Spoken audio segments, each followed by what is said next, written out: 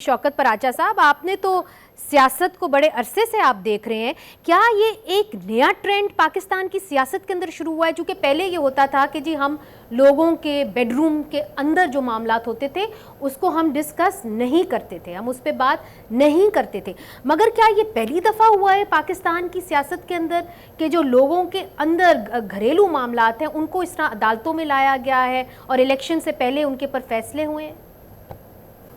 देखें, इसमें तो कोई शक नहीं है कि ये बड़ा अजीब सा केस है।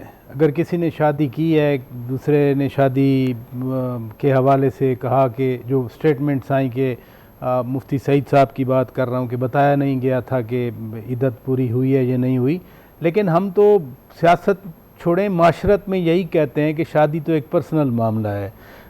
जब ये रजिस्ट्रेशन शादी का कानूनी नहीं आया तो 71 से तो पहले ये रजिस्ट्रेशन भी नहीं होती थी। जो निकाह होते थे वो मौलवी साहब ने आके पढ़ा दिया, मियाँ बीवी वो हो गए। अगर कोई 60 या 50s का कोई जोड़ा आज ज़िंदा है, जो अक्सर हैं, उनसे पूछा जाए निकाहनामा की कापी ले आओ तो शायद उनके पास कापी भी नहीं होगी। लेकिन ये ट्रेंड्स मैं नहीं समझता कि पहली बार आए हैं। बेनज़ीर भुट्टो शहीद जब पहली बार इलेक्शन लड़ रही तो क्या किया था उस वक्त, और ख़ुद खान साहब, आज हम बात तो कर रहे हैं कि ये गलत है, लेकिन खान साहब तकरीरों में मरियम नवाज शरीफ साहबा के बारे में क्या कहा करते थे, आपको वो भी याद होगा। कोई नई बात नहीं है आप कह रहे हैं, ये नहीं, पहले भी मैं इसको कंडोन नहीं कर रहा, मैं इसको एंडोर्स भी नहीं करना चाह रहा। मेरे नज़दीक सियासत एक और चीज़ है। जब इस तरह ज़ातियात में आकर, यानी मॉरल ग्राउंड जब हम बात करें तो ये हमारे मॉरल वैल्यूज़ नहीं हैं, हमारी वो मॉरल रवायात नहीं हैं। लीगल पर्सपेक्टिव है, क्रिमिनल पर्सपेक्टिव है, उसका वो तो कोर्ट जाने, या रिजवान अब्बासी साहब ने जैसे बात कर दी जी। अलबत्ता जो खान साहब के फॉलोअर्स हैं वो इस तरह से पीछे नहीं हटेंगे। ये आपने बड़ी दिलचस्प बात की, चूँकि हमने वोटर्स से भी जाके बात की है, वो हम आपको बाद में सुनाएंगे।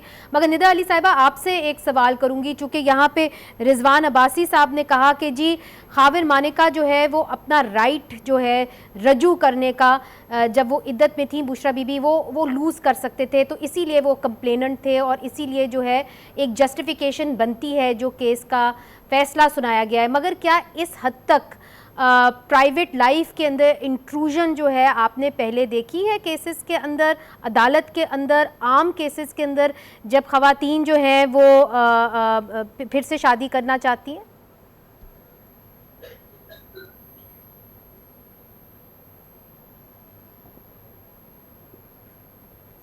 निदा अली साहिबा, आप हमारे साथ मौजूद हैं?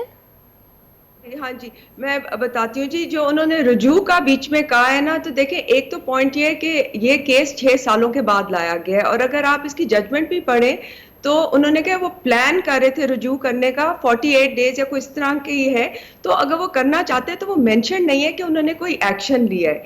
ठीक है जी, तो 6 साल के बाद ये दावा करना तो थोड़ा सा सस्पेक्ट है। दूसरा, देखें, औरत की नॉर्मली हमारा ये होता है कि हम औरत की टेस्टिमनी को थोड़ी सी तरजीह देते हैं। इसमें जो वो कहना चाहती थी बुशरा बीबी, उनका भी नहीं सुना गया। दूसरा, इद्दत को इरेगुलर इसलिए, जैसा ये इन्होंने मेंशन किया कि एक प्रेगनेंसी का होता है, तो अब तो ये शादी इरेगुलर भी नहीं रही है। ये तो एस्टैब्लिश हो गया है कि 6 सालों में ना कोई बच्चा था, ना हुआ, ना था। तो ये चीज़ें जो है ना, ये चीज़ें बहुत निगेट करती हैं। और ये जो उनके लॉयर हैं उन्होंने कहा कि बड़ा स्ट्रॉन्ग केस है। हमारी नज़र में बिल्कुल ये स्ट्रॉन्ग नहीं है जी, क्योंकि जब स्पेसिफिक लेजिस्लेशन फॉर इद्दत के दरमियान शादी करने की मौजूद नहीं है तो जुडिशल प्रेसिडेंट्स को आपको फॉलो करना चाहिए, जो कि नहीं की। ठीक। हाँ जी, और सबसे जरूरी बात है इस मुल्क में, जिसमें आप देखें कि कितनी औरतों के पास शनाख्ती कार्ड नहीं है, हमारा रजिस्ट्रेशन का जो एक कल्चर है बहुत वीक है। तो इस तरह तो हर दूसरी औरत का खावंद आ जाएगा कि जिसने अगर नहीं रजिस्टर कराई और निकाह कर लिया हुआ है कि इसने तो इद्दत नहीं पूरी की थी। तो ये चीज़ को आई थिंक हमें नहीं ज़्यादा इनकरेज करना चाहिए था, और ना आगे जाके आई एम होपिंग कि ये अपहोल्ड नहीं होगी।